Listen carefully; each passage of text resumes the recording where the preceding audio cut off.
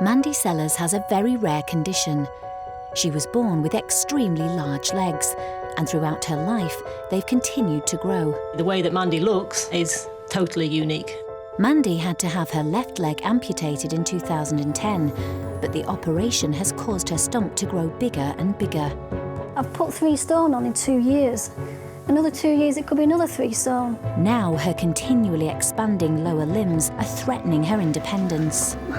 I'm 37. I don't want to be bedridden, and that's not the way I want to live my life. Mandy has reached crisis point. It's got to stop. Something has got to be done, or else it's going to have really negative consequences for Mandy's future.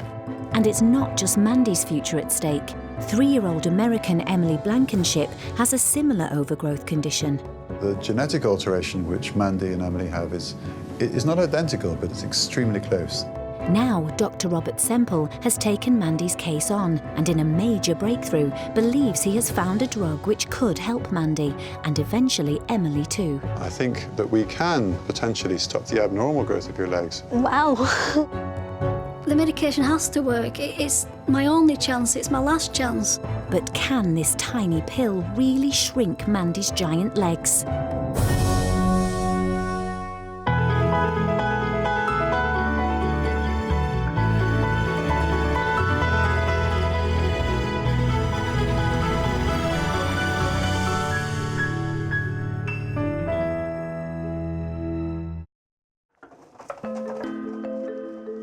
"37-year-old Mandy Sellers from Accrington in Lancashire was born with giant legs. Until 2010, she could walk, which meant she could live her life without being dependent on others. Mandy's fiercely independent, and she's extraordinary because she keeps going. Her amazing positivity and strength and determination is something that you don't find in many people. It's quite a unique thing. Because Mandy always finds ways of doing things. Obviously, some other people might just say, well, I'm going to give up, but that is not Mandy. But in 2010, Mandy developed an infection in her left foot and had to have it amputated. Mandy doctors thought that when Mandy had a leg amputated, life would improve. But in reality, it's actually become a lot harder.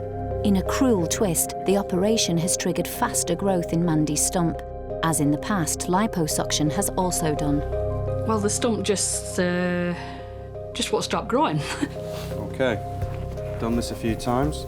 It accelerated, and it went bigger, didn't it, for some unforeseen reason. Today, Mandy is at the Specialist Mobility and Rehabilitation Centre in Preston with her friend Sue, having her stump measured. 104, 107. So as I'm going down, we can see that we've got a volume increase. That's a 110. Mandy's leg is 6 centimetres wider than when it was last measured 3 weeks ago.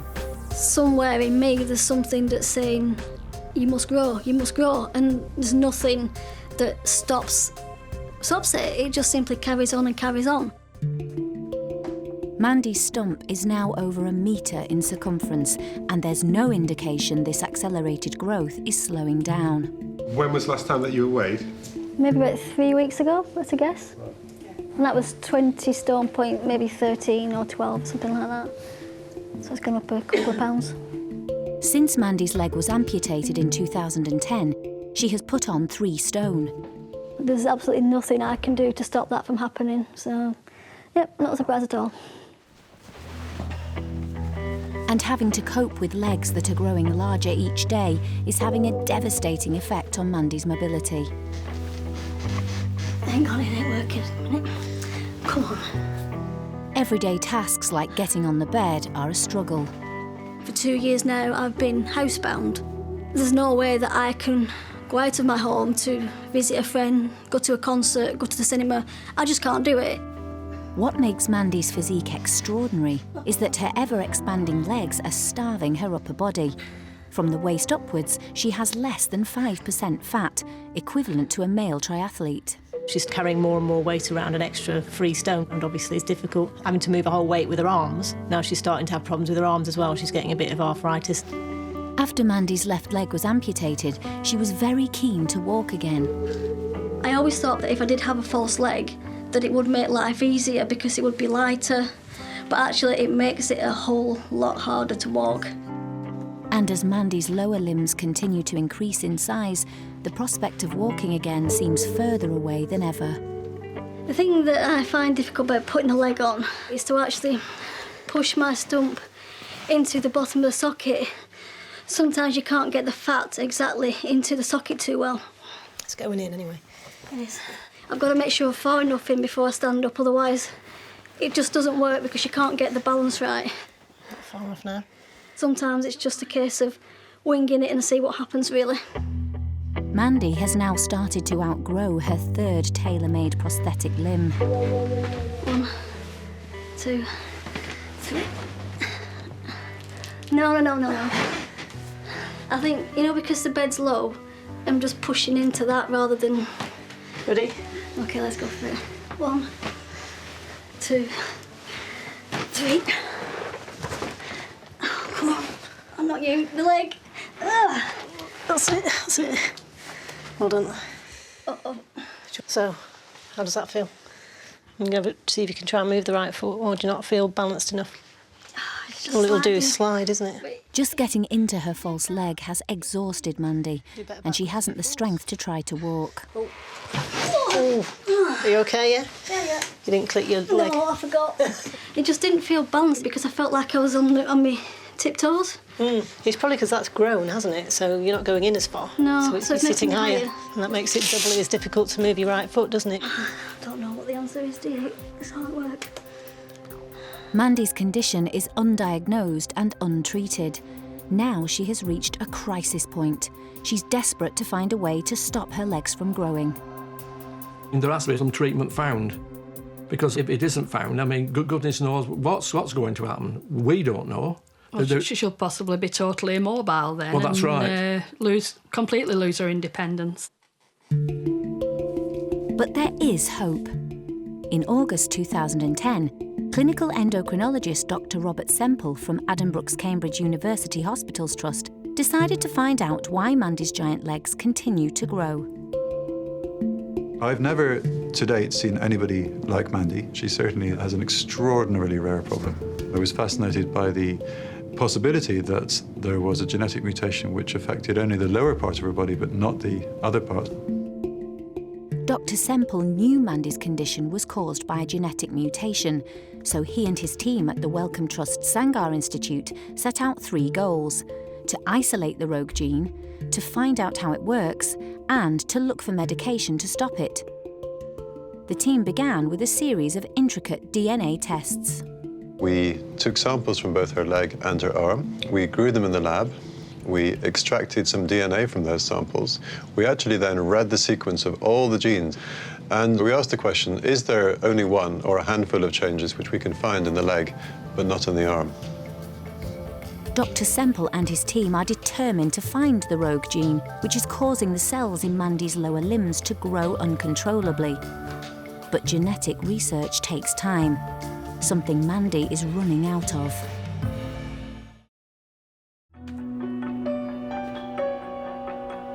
Mandy Sellers' left leg was amputated in 2010, but it's caused her lower limbs to grow bigger than ever.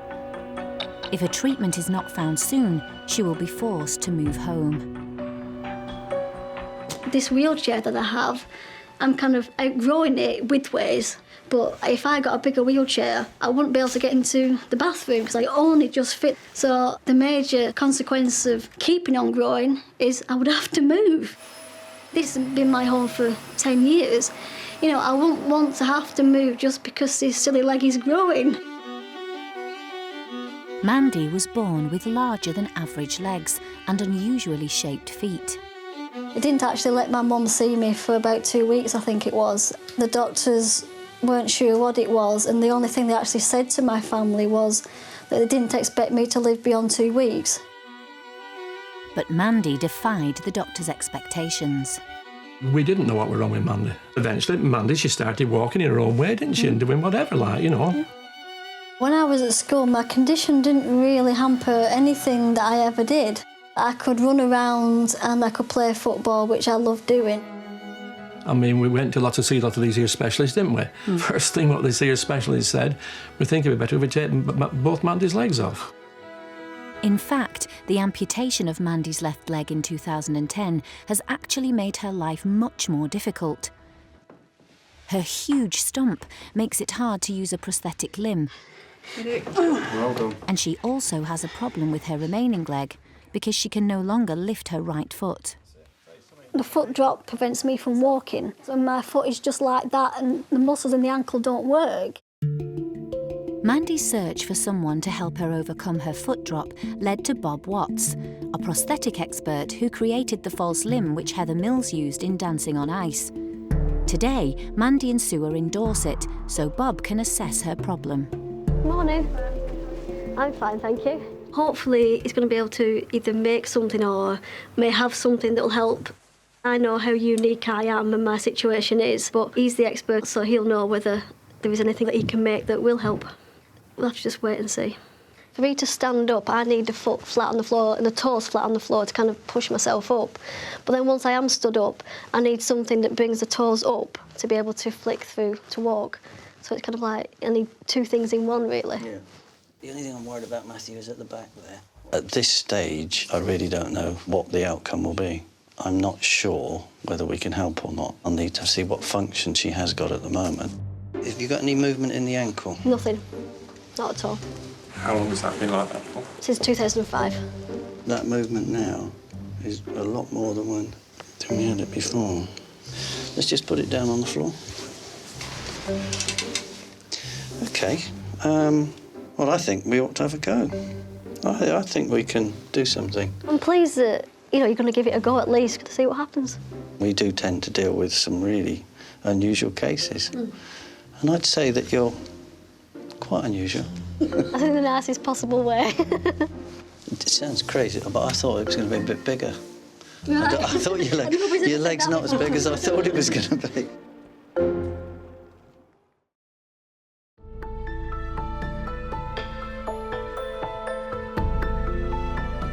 Mandy and Sue have travelled to Cambridge to meet endocrinologist Dr. Robert Semple.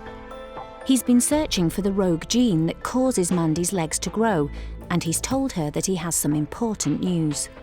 I'm just kind of a bit nervous, I guess, because you kind of don't know what he's going to say, do you? You hope that if someone's giving you some news, it's going to be good news. Quite a bit of science, I'm afraid, this morning, which I hope is interesting and helps you understand what's going on. So, as you know, we took a skin biopsy from your arm and from your left leg. We've used the best available technology to answer the question, can we find any changes in genes which are in your leg, but not in your arm? Right. Mandy's been a medical mystery for decades. Now, at last, Dr. Semple can give her a diagnosis. Among the changes we found is one which I'm 99% certain that this is the reason that your legs have been growing so much all your life.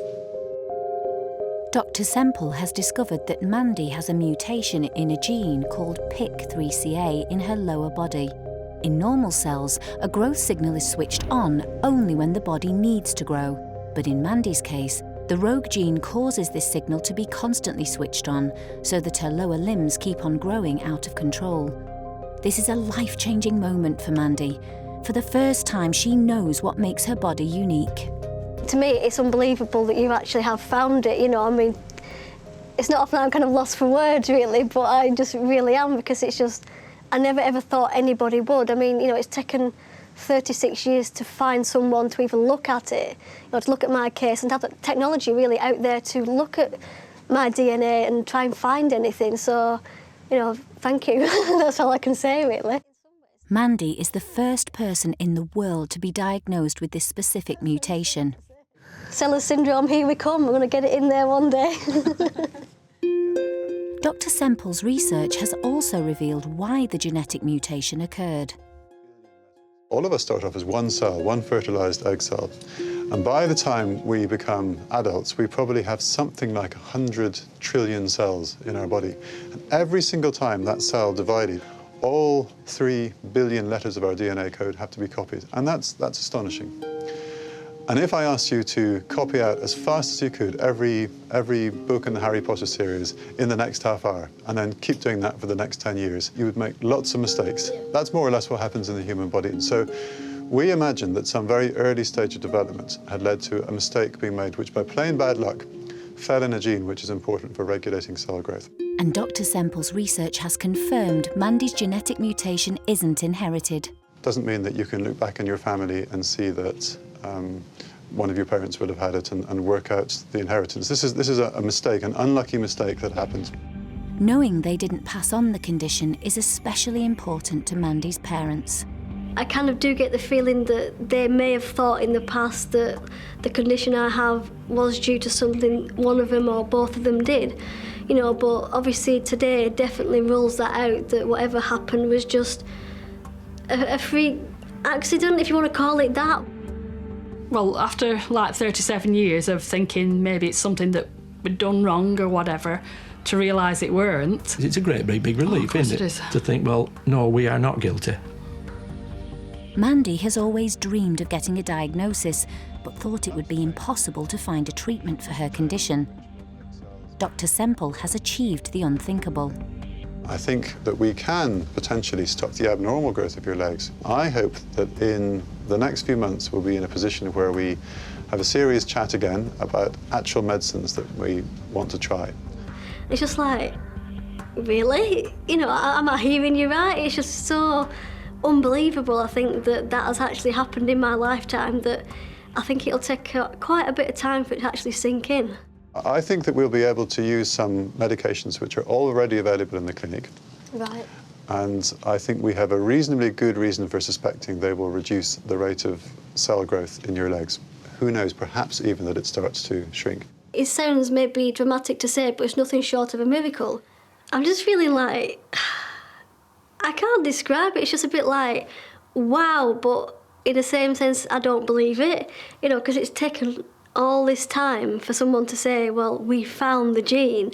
Like I said, I never ever thought that would really happen in my lifetime. It's been a really interesting morning, that's for sure. Fantastic. Thank you very much. But Mandy will have to wait for Dr. Semple to do further tests before he can prescribe potentially life-changing medication. For Mandy, finding a treatment is not just about improving her own future. 2 years ago, she was contacted by Adrienne Blankenship from Virginia in America, who had recently given birth to twins. One of her babies, Emily, looks remarkably like Mandy did when she was a child. Emily has an overgrowth condition. She was born with extra large feet that were actually shaped like hands. Researching her baby daughter's condition online, Adrienne found photographs of Mandy when she was a child and sent her an email. Seeing those pictures, it really made me go, oh, wow, because she definitely Emily looks so much like Mandy in the face, in the body, in the upper body, and all of that. Emily's legs aren't as big, but I could still see some similarities, and we knew from the beginning that this is who we need to talk to. Adriana told me about how she felt when Emily was born, and she used to hide Emily away in a sense, or cover her up if she was in a pram. Talking with me made her realise that she didn't need to cover Emmy up, and just to let her daughter kind of live her life. Later in the year, Emily and her family are coming to Britain to meet Mandy and her medical team.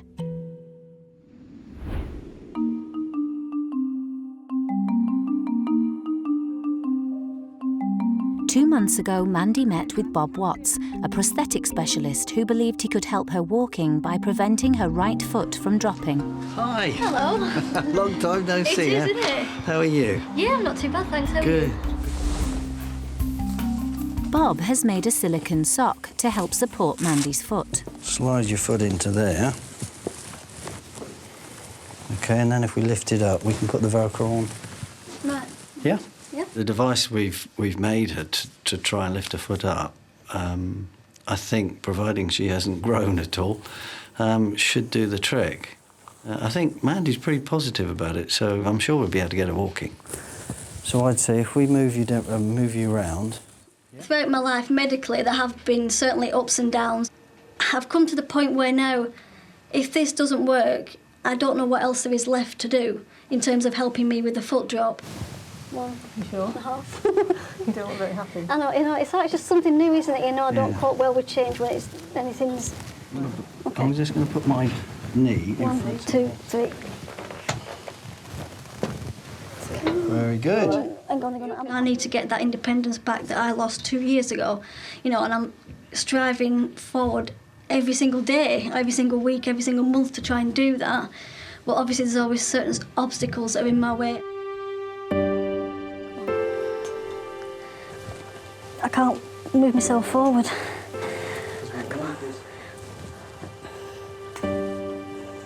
It's easier. It's just that it's the confidence. I know with me, I know what it is. A bigger step every time you do it. Bob's new device has helped Mandy take her first steps in a long time, but unless she's able to reduce the size of her ever-growing lower limbs, it will remain extremely difficult for her to walk. No. In Cambridge, Dr. Semple believes he may have the solution to Mandy's problems. He's found a drug he thinks may shrink her giant legs, but he doesn't know if it will work, and it can have serious side effects.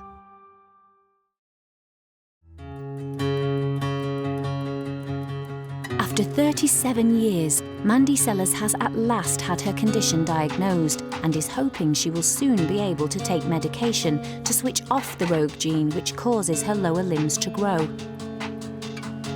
Mandy has decided to mark this momentous turn of events by creating a permanent reminder of her rogue gene. Since Dr. Semple said to me that he'd found the gene that causes why my legs grow, I thought, well, I've finally found an identity. I actually know what it is now, and all these years I've been kind of wondering. So I decided that I'd like a tattoo done. Yeah, this is the design I've got now. Okay. What do you think? My idea was, obviously, because it's caused by a gene mutation, I thought the DNA double helix sign would be good, and to have the chemical symbol of the gene either inside or on the outside of the actual double helix. A permanent reminder of who Mandy Sellers is at long last, and kind of something to be proud of, I think. So we'll see how it goes. I've never seen Mandy have a tattoo before, so I hope it doesn't hurt her too much. I don't really want to watch her in pain. But yeah, hopefully it'll look really good at the end. See whether it makes you want one. I don't think I'll be having one, Mandy.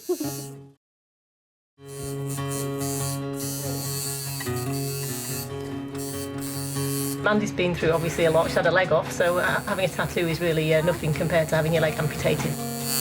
How's that? Wonderful. Yeah. I think she'll cope fine with it. I don't think she's going to have a problem. It does hurt a bit, but because it stops and starts, it's not a pain that's continuous, so you can kind of deal with it. There we go, complete. Super, that's great, that. Thank you. Do you like it? What Awesome. do you think? That's really cool, yeah. I think it's really, really good now it's done. I think it certainly looks better that the writing is over the top rather than inside, because it just wouldn't have worked at all. So, yeah, I'm really, really pleased with that. Done a good job.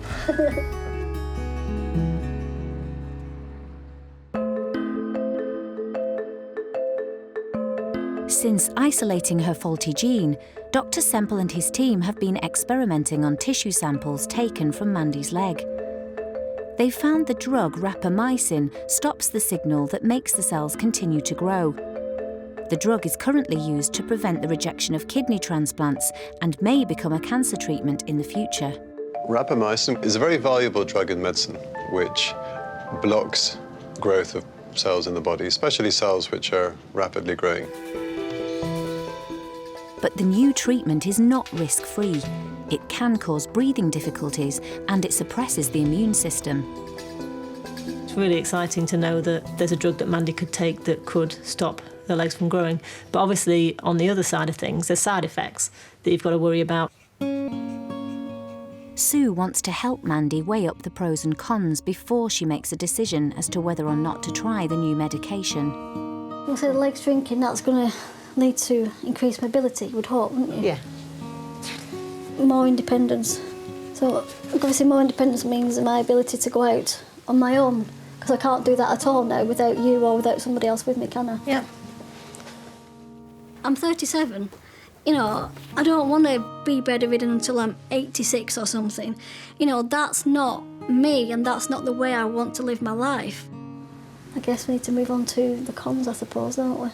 There's more side effects that concern me than others. Yeah. fact that it might depress your immunity, that's obviously a really big one. That's a major thing. If you were to start taking the drug and contract pneumonia in the first week, then that would be pretty devastating, wouldn't it, really? So I think the inability to heal properly is one that concerns me because I don't already heal very well. The thing that just popped into my head is about not taking the rapamycin. Because I can't see any pros to not taking it. The cons are that the leg will continue to grow. Of course it is, yeah. Cons, increased weight gain and decreased mobility. So we seem to have more pros than cons. We do. I don't want to wonder when I get a few years down the line, what if? You know, I think a lot of us go through life wondering what if, and this isn't one of the what ifs I want to have. I want to give the drug a go. Hopefully I can start taking it as soon as possible. OK, so shall we get the shoe off and have a look at this toe? Yeah, see if it looks like it needs something doing to it as well, eh? Yeah. Oh, sorry. Mandy has decided to take the new drug prescribed by Dr. Semple, but it can slow down healing, so she needs to get a minor operation done first. She has an ingrown toenail. Yeah, it's all the skin growing over the side of the nail. So it doesn't look the best, does it? It's that side, isn't it, that's worse than the other. It just seems to have grown quite a lot in the last month or so. Yeah. Sue regularly cleans and checks Mandy's foot for any signs of infection. It's not bleeding too much today, anyway. Not today, no. Nails growing right into the sides, isn't it? Having this toenail removed is definitely kind of the last hurdle before I do start the medication. I said my worry is that if they say they can't take it off for whatever reason, that will possibly make me think twice about going on the medication because of the possible side effect of getting an infection. It could lead to septicemia, which may mean amputation. I mean, yeah, that's an extreme example, but that could happen because that happened last time with my left foot. The medical team from the Royal Blackburn Hospital begin by thoroughly examining Mandy's foot. This is an ultrasound probe. Yeah. And we're just looking to see what the Doppler signal is. Like a pulse. That's right. What I want to make sure is that the circulation is not going to be affected. It shouldn't be. There we go. Is it a boy or a girl? We have a signal. Do you think? Oh, okay. So this flap has grown right over it. Yeah. Nearly an inch all the way around there. Oh, we can see that. Okay. Mandy feels very little sensation in her lower limbs. Do you feel any pain at all there, Mandy? Not at all. I mean, occasionally I'll get like a throbbing sensation and it seems like it's my foot, but I won't know where on my foot it is. But you can stick a needle in it like it's doing now. I can't feel a thing at all. Nothing. I can't feel it, so to me, get down there, whip it out, it'll be fine. You know, so I think they're more worried about it than I am. Even though it was firmly attached at the bottom, and it was firmly attached at the bottom, to be honest, it's quite loose. It's come away really easily.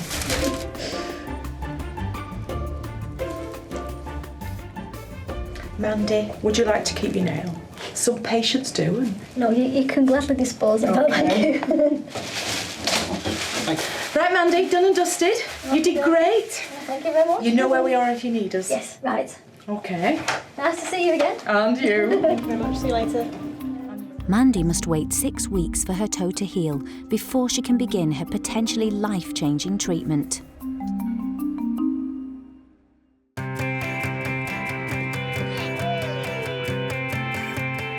A month later, and it's a big day for Mandy.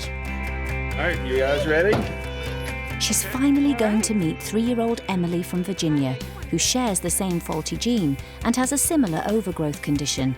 She's flown over from America with her parents and her twin brother Michael. Who are we going to meet? Mandy. That's right. For the last 2 years, Emily's family has been getting advice and support from Mandy over the internet. I'm feeling excited but apprehensive. She's never seen me kind of fully, because obviously when we talk over MSN, you know, Skype or something, then she sees me from the waist up. So I'm worried she might be a little bit scared of me, which is natural for kids that age to be, but hopefully she'll be excited enough to kind of look past that and say, oh, it's Mandy. Oh, yeah, I've heard of it. Emily's overgrowth condition makes her appearance strikingly similar to Mandy's at the same age. Emily! Who's that? Hello! Is that Mandy?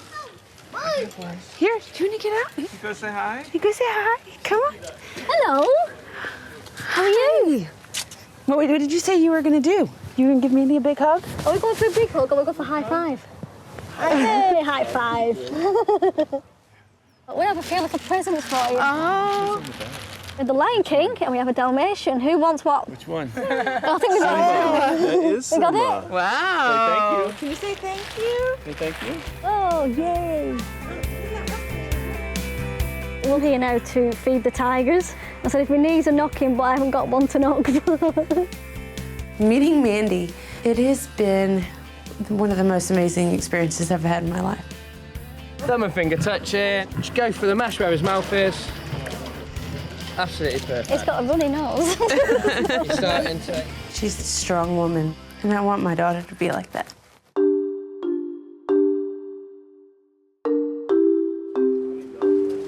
Mommy loves meerkats. But getting Mandy's oversized wheelchair into the meerkat enclosure is a struggle. It's on a bit of a slope, that's a problem. Whoa. Chris knows that without a cure, his daughter will face similar challenges. Kamikaze meerkat. Guys, come on. When I look at Mandy and think of Emily in the future, it is a little disheartening because you don't want her to have to struggle to that extent. But at the same time, to see how strong Mandy is and how she's been able to cope and go on with her life despite all these troubles is also very reassuring. I think they'll find that. Emily's mother wants to know all about the new drug Mandy is going to start taking. What we were talking about a couple of weeks ago, and you were talking about Rapamycin. Right. I'm actually starting that in a few weeks. Great. So, fingers crossed. I mean, Dr. Semple said he's hoping that at least it may stop the growth, if not start shrinking it. It's going to be amazing for you, but I hope it's amazing for us. Not that we want you to be the guinea pig or anything like that, but... I don't mind being a guinea pig if it works for me, and then subsequently it helps Emmy, then it's worth taking the chance, isn't it?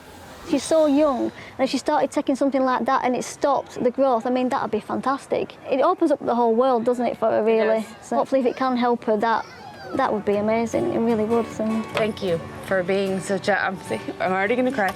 For being such an amazing role model.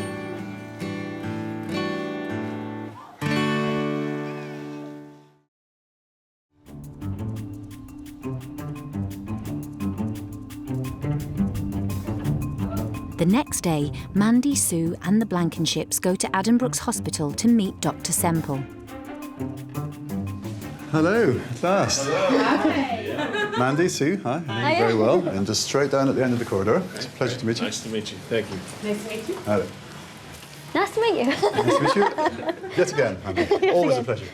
When did you very first become aware of the overgrowth? Was that apparent as soon as Emily was born? I had her at 28 weeks, and we just noticed that her feet were misshaped. So we actually have... Emily has been diagnosed in America as having a mutation in the same gene as Mandy. We now know that the genetic alteration which Mandy and Emily have is not identical, but it's extremely close. However, looking at them as people, they clearly have different patterns of overgrowth. And I think that's because different parts of their bodies carry this mutation.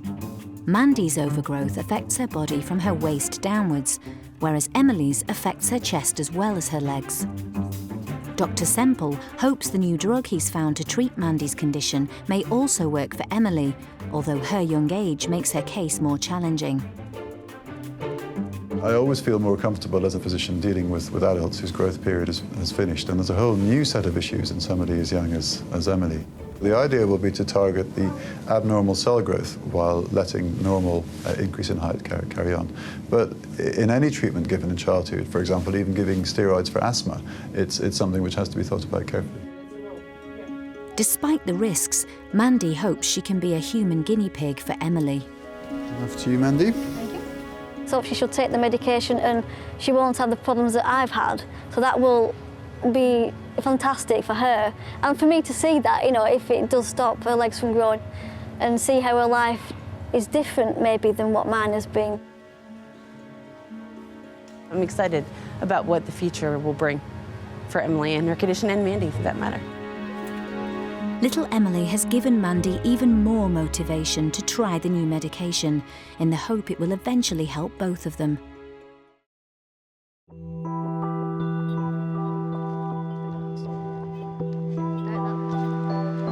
The big day has arrived. It's time for Mandy to have her final tests and measurements at Addenbrooke's Hospital in Cambridge before she begins the treatment which may change her life. Today I shall be starting the medication that will hopefully stop my legs from growing, if not shrink them, fingers crossed, and it's just a momentous day. In 2010, 7 months after her left leg was amputated, Mandy had a body composition scan. 2 years later, that scan has just been repeated to see how much her lower limbs have grown. Dr. Vicky Parker has the results. So how much weight have I actually put on since the last scan then? Does that show that on there? Well, the last scan, I happen to know you were 115 kilograms. Right. And you've gone up 15 kilograms since that time. But what this scan tells us is that that is pretty much all fat, effectively. Right. Yeah. And that's about sort of 3 stone. Okay.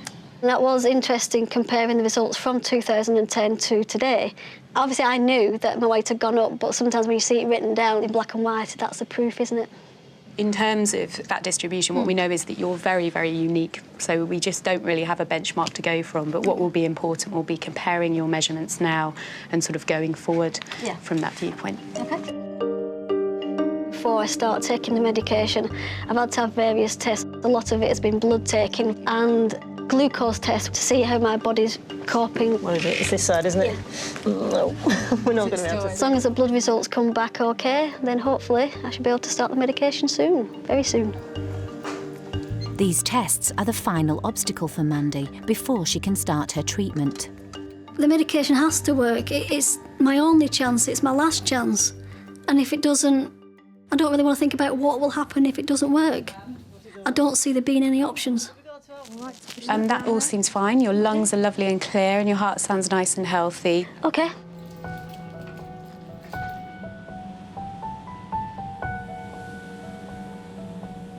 Mandy's clean bill of health means she can now take her first pill. So I have in my hands some tablets. So there you are. Thank you very much. And time will tell what happens. OK. OK, so exciting times. Indeed, absolutely. Bye for now, Mandy. OK, thank you. The moment has arrived.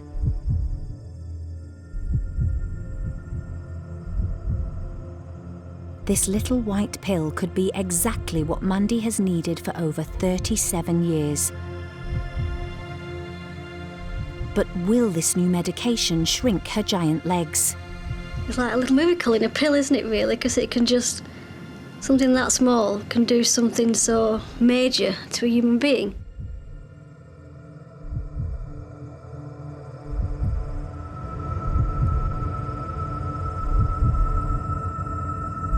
It's the start of the journey. 3 days later, there's no sign of any side effects, so Mandy is allowed home.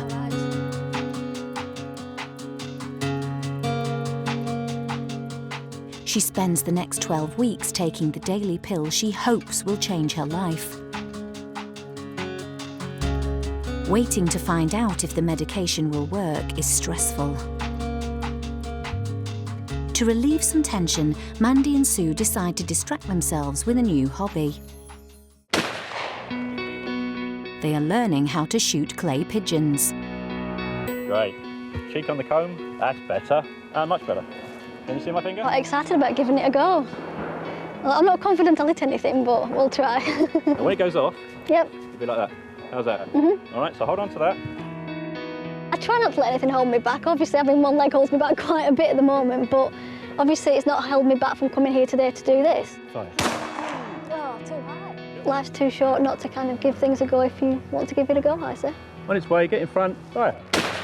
Yay! Oh, yes. Great shot.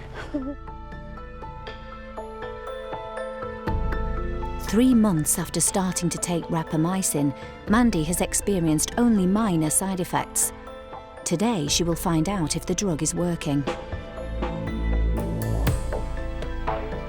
Mandy is back at Addenbrooke's hospital to have another body composition scan. Hiya. Hi, Mandy. How are you? How's you?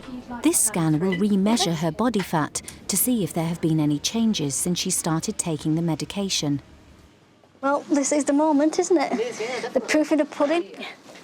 So to kind of be sat here now having a scan that may show that I've lost, you know, quite a bit of fatty tissue, that's kind of like a life-changing moment, I suppose, to kind of get my life back on track again.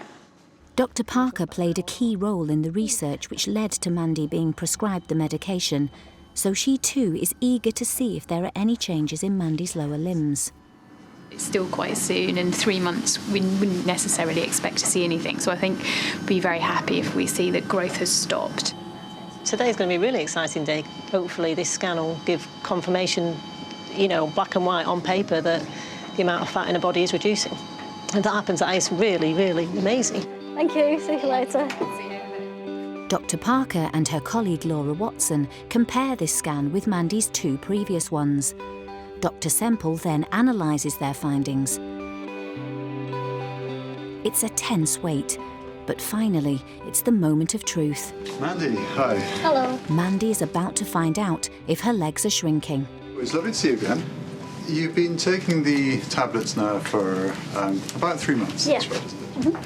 How have things been on the tablet? Any sign there's been any change? The stump, that has changed quite a lot. I've got a figure in my mind that I think I've lost maybe between 6 and 8 pounds. Actually, according to our scans, you've lost quite a bit more weight than that. Right. And if you look at the amount of fat in your legs alone, it suggests that you've lost something like 20 pounds of fat. You won't be helping. That's a weight loss of almost 1.5 stones in just 3 months, all as a result of the new medication. I knew the leg had gone down, but just that much, it's just like, just wow, it's amazing, isn't it? So despite all my natural caution and my very strong desire not to raise any false expectations, I'm actually very, very optimistic having looked at these results. This is a huge change in weight over a very short period of time. I think the dramatic thing will be now to follow this over the next year or 2 years and see what happens. Unbelievable news, really is. I mean, I've lost 1.5 stones. For the first time in Mandy's life, her lower limbs are getting smaller. Considering that, you know, when Mandy's been weighed in the past, her weight's constantly gone up, you know, to suddenly drop by such a dramatic amount is just totally unbelievable.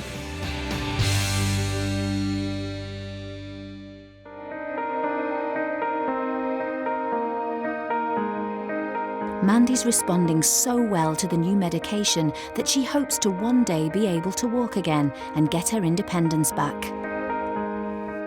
Hopefully in the future I will not be bedridden. My life can start again. Able to do things by myself more, which obviously is extremely important to me. Today is a momentous day for Mandy's family too. It's probably a day they thought they would never see. I think it's brilliant news, really, because obviously the more weight she can lose, the easier she'll be able to move around. But there's one important person Mandy can't tell her exciting news to. Her grandmother Ethel passed away a few months ago. I just wish that she'd have been around for this year, next year, just to kind of see, you know, the difference that it will make to my life. If someone had asked me what Mandy's future held a year ago, I would have thought that it wasn't going to be particularly positive.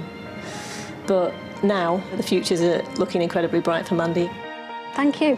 You know, thank you for everything that you've done, and you know, it's just you've changed my life. You really have. So thank you.